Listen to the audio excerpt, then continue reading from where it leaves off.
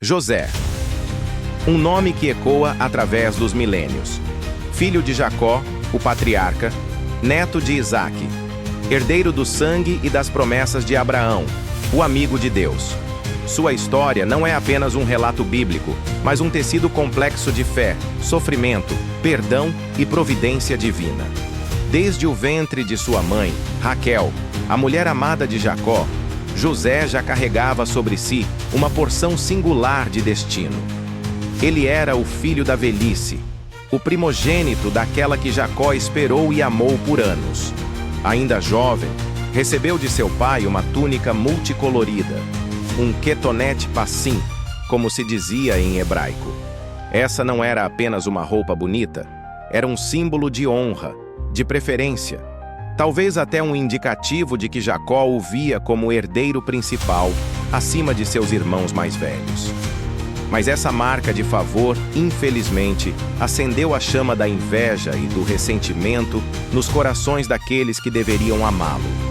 Era um sonhador, e sonhava alto, sonhos vívidos que o colocavam acima de seus irmãos, até mesmo de seus pais. Sonhos que, aos olhos humanos e da cultura da época, eram imprudentes, quase arrogantes, mas que, aos olhos de Deus, eram proféticos. E foi por causa desses sonhos e da túnica que o ódio se materializou. Jogaram-no num poço seco, planejaram sua morte e, por fim, o venderam por 20 moedas de prata a mercadores ismaelitas, o preço de um escravo naqueles dias. José, o filho amado, tornou-se escravo em terra estrangeira, no poderoso Egito, mas nunca, jamais, abandonado por Deus. Foi em solo egípcio que José passou pelas mais intensas fornalhas do caráter. Da casa de Potifar, um alto oficial do faraó, onde foi falsamente acusado e jogado na prisão.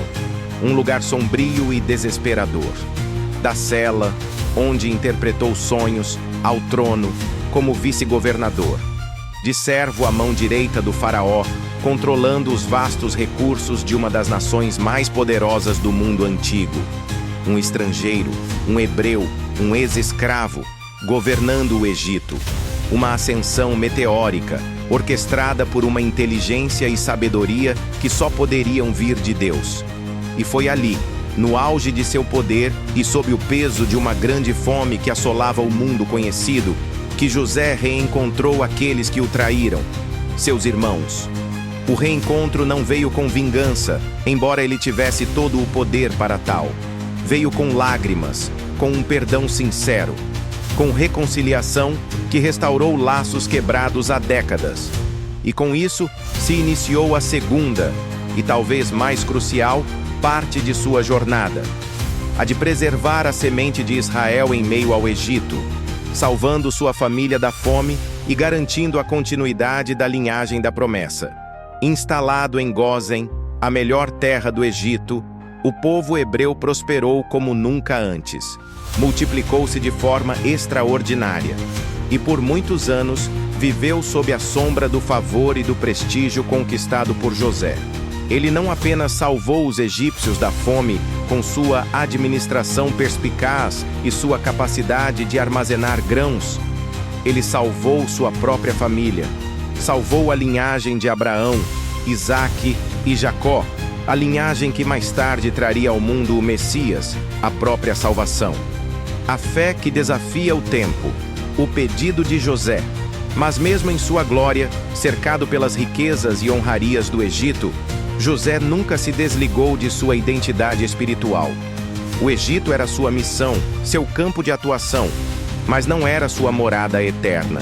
Ele sabia disso, e essa certeza o impulsionou até o fim. É por isso que, quando a velhice chegou e os dias de José se aproximavam do fim, ele reuniu seus irmãos, seus filhos, seus netos, toda a sua descendência, e proferiu palavras que transcendiam o tempo, palavras de eternidade.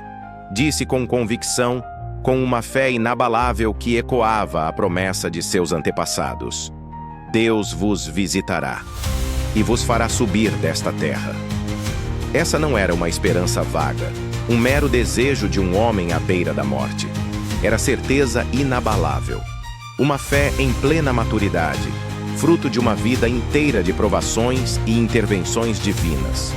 José estava velho, sim, com seus 110 anos, idade que os egípcios consideravam plena, perfeita. Mas sua fé estava mais jovem do que nunca, mais vibrante do que nunca, apontando para o futuro. E então, fez um pedido solene, um juramento que deveria ser cumprido, um pedido que ecoaria pelos séculos, atravessando gerações. Quando isso acontecer, quando forem libertos, quando retornarem à terra que Deus prometeu a nossos pais, não deixem meus ossos aqui. Levem-me com vocês. Eu não pertenço ao Egito. Meu corpo pode ter servido nesta terra, pode ter recebido honras e poder, mas minha alma anseia por Canaã, a terra da promessa. Com isso, José selou sua vida com um ato profético. Ele não pediu um funeral grandioso como os faraós, não desejou um túmulo real adornado com tesouros, não quis uma pirâmide para sua memória, nem estátuas gigantes que o glorificassem no Egito. Ele pediu simplesmente que seus ossos fossem guardados, em espera, como testemunho de sua fé, como memória viva de que Deus cumpre o que promete, cada vírgula de sua palavra a seu devido tempo. E então, ele morreu. Com a idade de 110 anos, uma vida longa e plena de propósito. Seu corpo foi embalsamado, uma prática típica e complexa dos egípcios, que durava até 70 dias e era reservada aos mais importantes. Isso demonstra não apenas o reconhecimento de sua família, mas de toda uma nação, do faraó e de todo o povo egípcio, que o honrava profundamente. Seu corpo não foi sepultado de imediato. Foi colocado num caixão, talvez um sarcófago, onde permaneceu por gerações. Uma presença silenciosa, mas poderosa, no meio do povo hebreu. O silêncio, que precede a promessa, 400 anos de espera. Enquanto José dormia no silêncio da morte, o tempo passava. Faraós morriam, um após o outro. Governos mudavam, dinastias se sucediam. E o favor que José havia conquistado, que havia protegido o povo hebreu por tanto tempo, foi se dissipando como areia entre os dedos. A memória de José, o salvador do Egito, começou a esmaecer. Veio um novo faraó, um que não conhecia José, um que provavelmente não queria conhecer, um que ignorava deliberadamente a história, o sacrifício, a salvação que José havia trazido ao Egito. Este novo rei via os hebreus não como aliados, mas como uma ameaça, um povo numeroso, estrangeiro, habitando as melhores terras. E com ele veio a escravidão, brutal, implacável e sistemática. Os hebreus, antes livres e prósperos, agora eram oprimidos, forçados a trabalhos extenuantes, espancados, reduzidos à força de trabalho. Construíram as cidades celeiro de Pitom e Ramessés, servindo como meros instrumentos para a glória do faraó sob o chicote de capatazes cruéis. Seu clamor subia ao céu.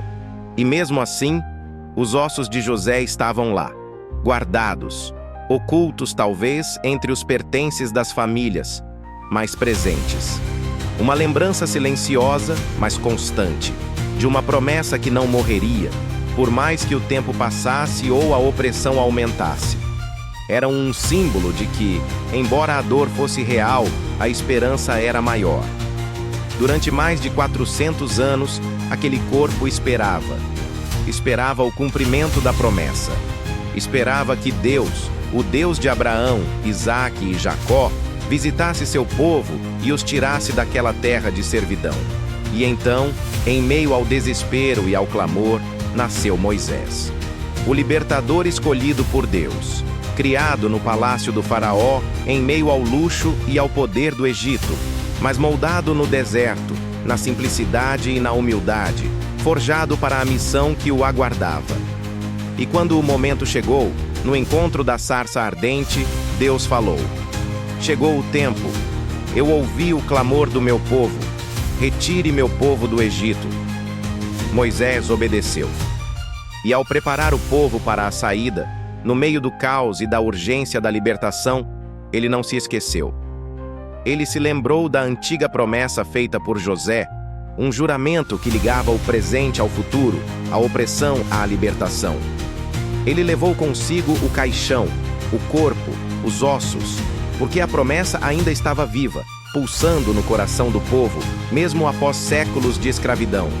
Era a prova viva da fidelidade de Deus, a jornada da fé e da esperança, o caminho para Canaã. Imagine a cena, que deveria ser gravada na memória de cada hebreu.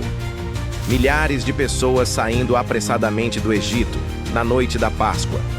Uma multidão em êxodo, com crianças, gado, utensílios, os pães ázimos em suas mochilas e um caixão. O caixão de José. Não era um peso extra na longa jornada.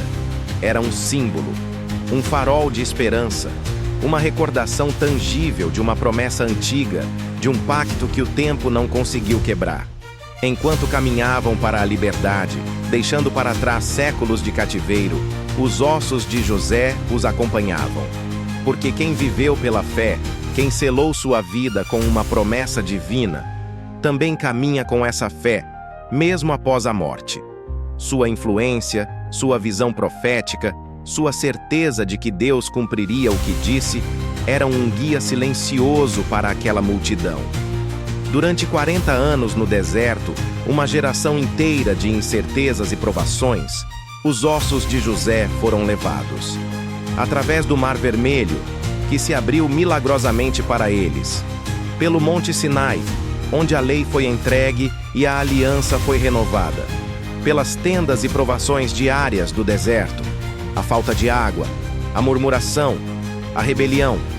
Pelos dias de sol escaldante e pelas noites de frio cortante. Enquanto o povo murmurava, caía em pecado, se levantava novamente pela misericórdia de Deus. Os ossos estavam lá, como testemunha silenciosa e constante da fidelidade inabalável de Deus, lembrando a todos que o propósito divino persistia, apesar das falhas humanas. E quando Josué, o novo líder, finalmente conduziu a nova geração à conquista da terra prometida. Quando a promessa de séculos, atravessando a vida de José, Moisés e Josué, enfim se cumpriu, após décadas de espera e peregrinação, o povo enterrou os ossos de José em Siquém. Siquém, o lugar onde Jacó havia comprado um campo, o mesmo campo onde o poço de José estava. Siquém, onde Deus havia falado com Abraão pela primeira vez ao chegar em Canaã. Siquém, onde José havia sido vendido pelos irmãos, o lugar de sua maior traição. Era um ciclo se fechando. O homem que foi rejeitado ali, agora descansava ali, em honra e cumprimento de uma promessa divina. Ali, ele finalmente descansou, não como um derrotado, abandonado em uma terra estranha, mas como alguém que atravessou gerações, sustentando uma promessa com sua própria vida e até mesmo com sua morte. Seus ossos repousaram não em glória egípcia, com sarcófagos e pirâmides, mas em aliança eterna com o Deus de Israel. Não entre os ídolos de pedra do Egito, mas entre as pedras da fidelidade divina, na terra que Deus prometeu. O legado de uma vida de fé. A história da morte de José é, paradoxalmente, uma das maiores lições de vida das Escrituras. Ela não é um fim, mas a coroação de uma existência dedicada à fé. Ela nos ensina que a verdadeira herança não é ouro, nem poder, nem reconhecimento humano. É viver e morrer com os olhos fixos no que Deus prometeu, por mais distante que pareça. É confiar, mesmo que não se veja a solução imediata, mesmo que o caminho seja longo e árduo. É deixar um legado de fé que transcende a própria morte, um legado que inspira, que fortalece, que guia aqueles que vêm depois de nós. José foi um líder visionário, um governador sábio, um homem de influência que transformou uma nação e salvou muitas vidas. Mas acima de tudo, José foi um homem de fé inabalável, e por isso, mesmo morto, ele continuou caminhando com o povo. porque há legados que não ficam para trás. Eles nos acompanham, nos lembram do poder de Deus, nos inspiram a perseverar e nos guiam, mesmo quando o caminho é incerto, rumo à promessa que nos espera. José morreu, mas sua história nunca foi enterrada. Ela vive e continua a nos ensinar sobre a fidelidade de Deus e o poder de uma fé que supera todas as adversidades. Aqui chegamos ao fim. Curta, compartilhe e espalhe este relato. Que o Deus de José esteja com você.